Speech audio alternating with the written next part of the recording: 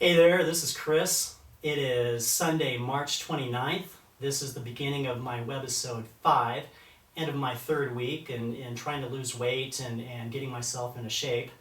As you can see, I just got out of the shower.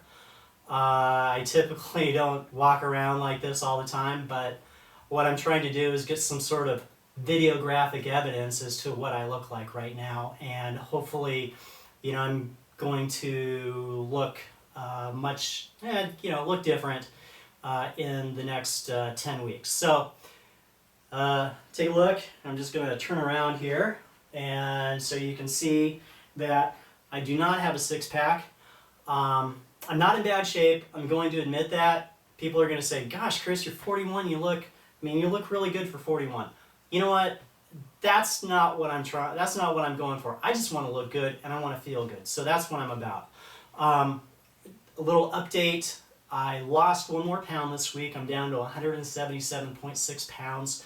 Total weight loss over 3 weeks is 4.4 pounds, which I'll take. I was shooting for a pound a week, and I'm doing like almost 1.5 pounds a week. So, maybe if I come across a week where I don't lose any weight, this is just going to help me average everything out.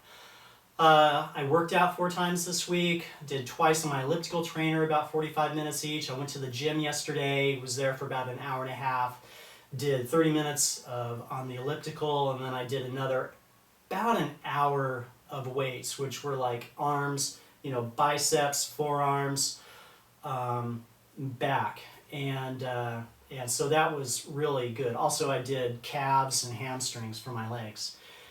And I'm going to keep this a webisode pretty short and sweet. I've been using my allotted 10 minutes almost every time, and this time, hopefully, I'm going to keep it under 5 minutes. There's one thing that I did want to talk about, and people call it like the butterfly effect, and how a little butterfly flapping its wings somewhere in Sydney, Australia, can cause a typhoon in Beijing. And we all have that one thing that if we changed in our lives, it would send us on the right path. And in my case, a little over 3 weeks ago, I cut out all caffeine. I stopped drinking coffee. I stopped drinking any type of soda that had caffeine. In fact, I just stopped drinking soda altogether. And so I've been caffeine free for 3 weeks. I'll tell you this. I've had 2 cups of coffee in that entire time. Okay, so not entirely caffeine free, but pretty much 98% caffeine free. And I did not expect to feel as good as I feel.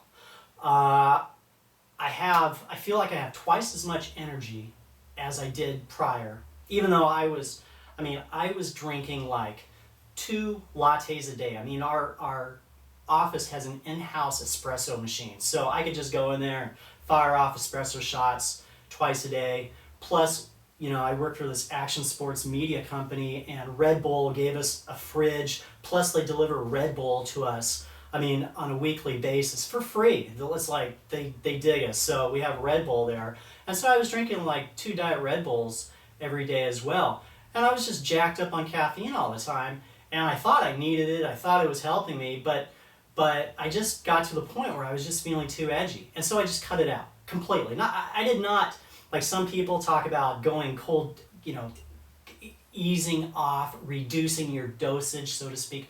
I went cold turkey. I had a bad headache for about a day and a half, but after that, I felt great. And I feel, I